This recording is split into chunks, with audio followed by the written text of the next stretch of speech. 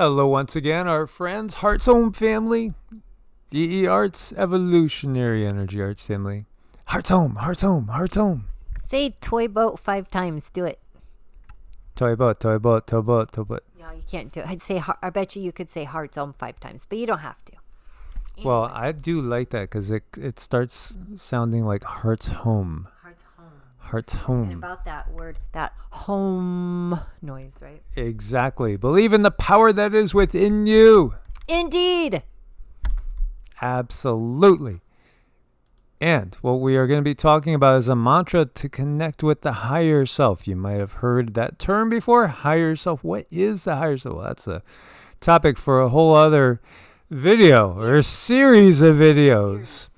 But absolutely, the higher self is also known as the transcendental self or the Purusha in Sanskrit. Yogis seek to unite the lower self, the ego, and the higher self through the spiritual practice, creating balance and oneness within. You know, I don't like to talk about the lower self, but it really is a thing. You know, lower self is that part of us that's survival. It's a very important aspect of us. It's that part of us when, things go completely haywire. That's what we kind of go to. We do whatever we need to do to get out of that crisis situation. That's our lower self. That's our ego.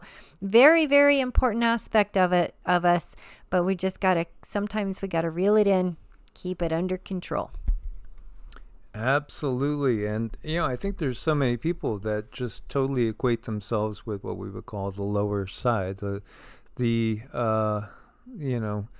survival instincts is really all it is. And we have to recognize, again, that which is eternal. We were talking about in the last video a mantra to Govinda Gopala Hare, and that is Krishna, an aspect of Vishnu, but then again, Vishnu is in all of us, the creator's in all of us, the source of all is in all of us. And it's connecting to the higher version of ourselves. We are all eternal spirits having a temporary 3D experience as a human being. Human being is not necessarily our true nature. We are consciousness itself.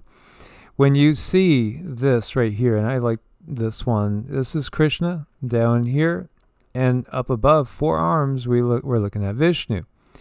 So in a sense, you're having the lower self, which is still a higher self in so many ways, and the Vishnu aspect. So this is one incarnation of many.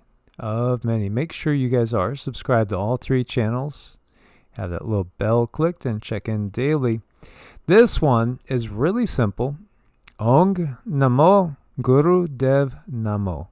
So simple. And it's all about tuning into your higher self. And when we go to Yogapedia, we see Ong Namo Guru Dev Namo. It's an important mantra often used in Kundalini Yoga. This mantra means I bow or salutations to the divine teacher. Can also be viewed as meaning I bow to the teacher within. It's sometimes called the Adi mantra. This mantra is usually chanted 3 times at the beginning of a Kundalini Yoga practice or class. Om Namo Guru Dev Namo is considered a high vibration protective mantra, as it's believed to help the yogi to connect with the power and insights of the community of Kundalini Yoga students and teachers as a whole.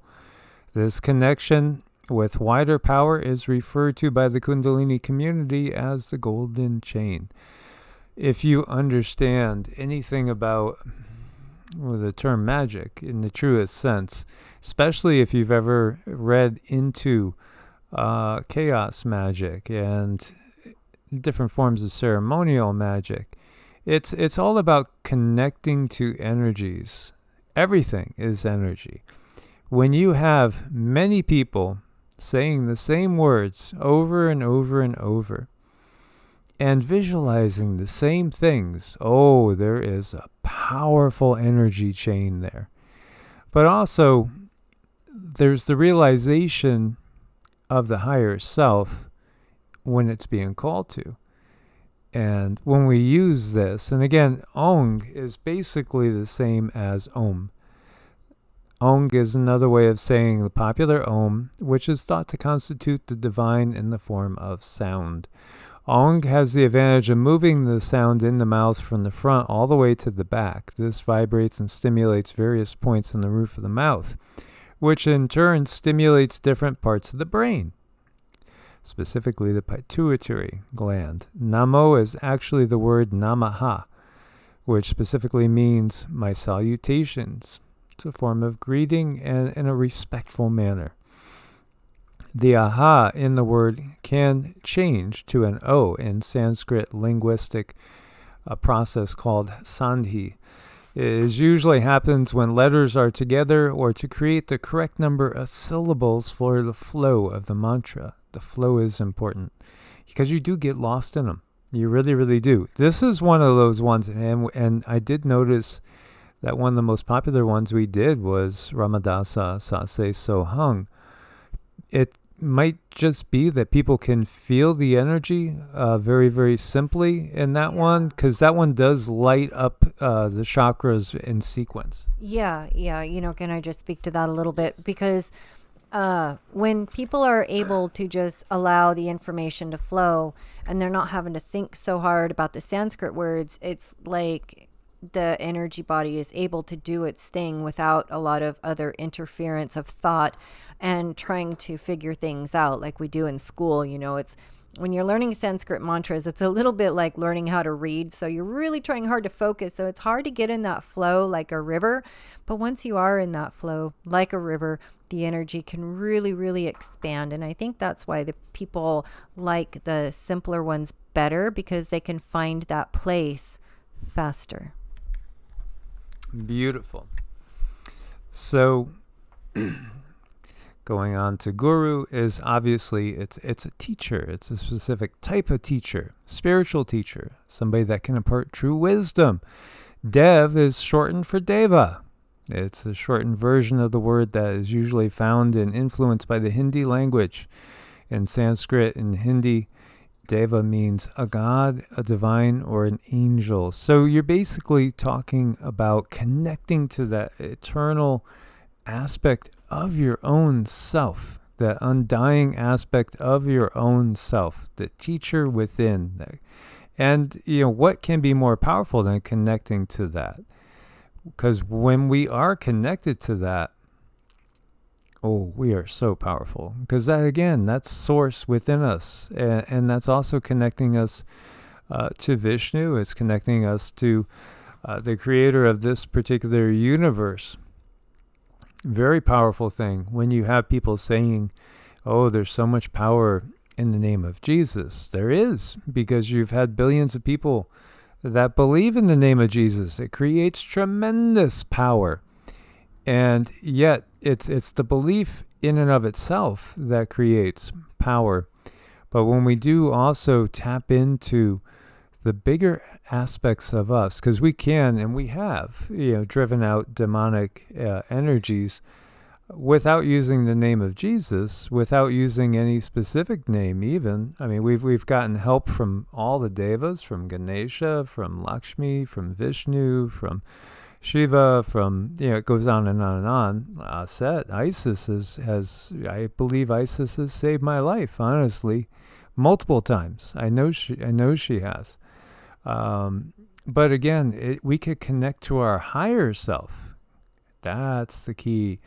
Because again, there is that interconnectedness between all things, and the higher self is very aware of that interconnectedness. Whereas we in these bodies are often not so aware of the power that is within and the connectedness of all things. Mm-mm. So, when we're in these bodies, we kind of see things at like an eye level. So when you're able to connect to higher self, that's exactly what it is. You are seeing things from a much higher perspective. And when you're like a bird, say you're like a bird and you're looking down, you can see everything that's going on. And if you can see everything that's going on, can you not make better decisions for yourself? Oh, most definitely. So again, this is a very, very simple one. Ong Namo, Guru Dev Namo. It just flows, flows, flows, flows. And again, we typically will do them with our mala beads, which typically have 108. It's a very auspicious number. 1 plus 0 plus 8 equals 9. 9 is a number of completion, and it's even more than that. There's a certain number of nadis or energy channels in the body. There's correlations to many, many things with the number 108. But this one I thought would be a very simple one that so many would find very, very helpful. And if you prefer, you could say it, Om Namo, Guru Dev Namo.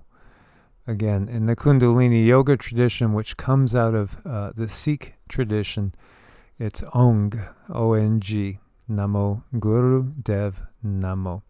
And there's also many different videos out there with it done in a little bit more of a sing-song way. So have fun with it and tap into the divine teacher within. Enjoy yourself. Source bless and namaste. Namaste.